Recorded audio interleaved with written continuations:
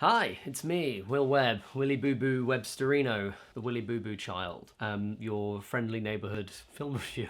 Sorry it's been so long since I last did a video.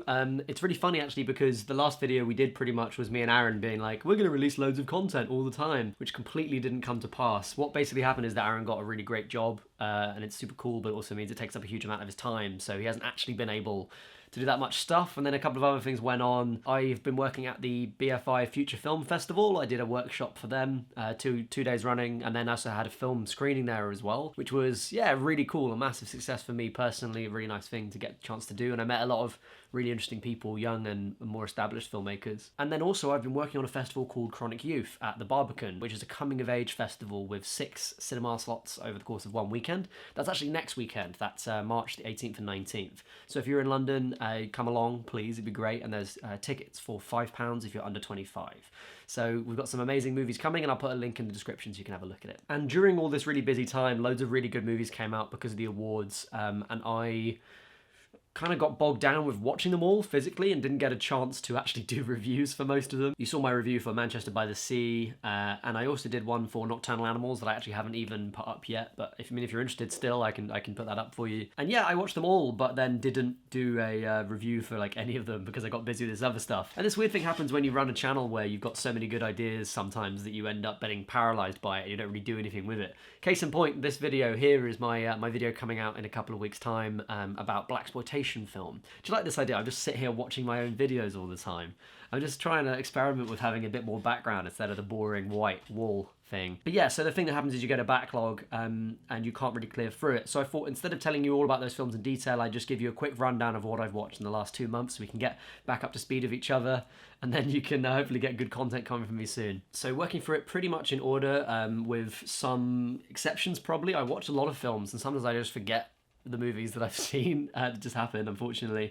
Hidden Figures. I really like this movie. It was pretty hokey, to be honest with you. It's kind of like jokey and silly, even though it's about quite a serious issue. It's got that light, sort of soft Hollywood biopic tone to it. It's pretty accomplished. The plot really pips along. I learnt a lot from it as well, even if, as it turns out, some of that isn't really true. One thing about this that I really loved was that the performances of the women in it really blew me away, and I thought they were great. There's an interesting take in the film that the white villains aren't these kind of like Ku Klux Klan member racists, but they are very much ingrained in an institutional racism. And that's something that you haven't seen much of on screen before. Kind of more psychologically interesting sometimes than having a straight up villain. And actually, it's something that you see in Moonlight as well. But yeah, so Hidden Figures, maybe not the best film in the world, but certainly worth watching, worth a look, if not just for Janelle Monáe, who I have been in love with ever since I first listened to her music, and who apparently is just a really, really good actor as well. Moonlight is really good. I don't need to tell you to go watch it. It won the best film for a good reason. Eventually it won the best film. Moonlight has this real gift where it is all about an issue that's very current and important at the moment, and has always been important for a lot of people, obviously. But at the same time, it doesn't really go at it as an issue. It just tries to explain what it's like living as a black man, as a gay black man, in America. And it does so with an incredible kind of psychological accuracy, a very strong focus on lived experience. Got a really cinematic look. It's shot on anamorphic and it's all like really glossy, while as at the same time it's very natural lighting, a very natural documentarian like camera movement. So it really feels like a film, like a Hollywood movie, but also like a lived experience. And I think that's a really powerful thing that they've managed to do there. I'm definitely looking forward to the next Barry Jenkins movie, that much is for sure. Bone Tomahawk. Bone Tomahawk is like a new Western. You've got a couple of them coming out. You have Slow West, you have Jane Got a Gun and stuff like that. I enjoyed this more than I enjoyed Jane Got a Gun, but not as much as I enjoyed Slow West. Basically, the movie's big problem is that it is very funny sometimes and very, very horrific at other times, and it doesn't really manage to make that into a cohesive tone. I don't think the movie ever really succeeds in being a horror comedy, and I don't think it wants to be, but it doesn't really argue for what it really wants to be either. It just kind of like sits there and doesn't really do much. Every now and again it picked up. Most of the time that was because of the actors. It's got a very good cast. You've got Richard Jenkins, you've got Matthew Fox, and you've got Kurt Russell, so there's really nothing to hate there. But ultimately it just didn't land for me in the way that I'd hoped that it would, because it sounded like it was right up my alley. Toni Erdmann was amazing. It's one of the best films I've seen in years, and I think that you should definitely go and see it. Toni Erdmann's hard to explain. It's a 3-hour-long German comedy set mostly in Romania that's genuinely really funny, but also crushingly sad at certain points. I don't think I've ever felt like crying as much in a comedy before, but I think it really works. And again, it's based off a lot of work from the actors and from the director on the performances. And that's what really makes a movie like this land. And the reason why the idea that it might be remade in America with Jack Nicholson and Kristen Wiig is pretty much the end of the fucking world, really, if you ask me. Total Recall. Obviously, I love the original 80s movie. This is the remake with Colin Farrell. I've got to be frank, I didn't actually watch this the whole way through. I turned it off after about 25 minutes. I usually sit through a movie. Like, I will usually sit through shit. As you can see from the Giallo video, I've watched some really bad movies over the years, but this movie was really something else. It's just completely devoid of any purpose. It doesn't prove that it needs to exist. If you watch my Finding Dory video, you can see me talking about sequels, and the same rule goes for remakes. I think sometimes a sequel or a remake have to prove that they should exist, you know? They have to prove that there is any reason for us to enjoy them. And this movie really fails to do that. And it has some really bizarre casting choices. Bill Nighy plays the head of a like a sect of workers who are terrorists. Bill Nighy in that role doesn't make any sense at all, and not in an interesting way. Just really doesn't land. I Am the Pretty Thing That Lives in the House.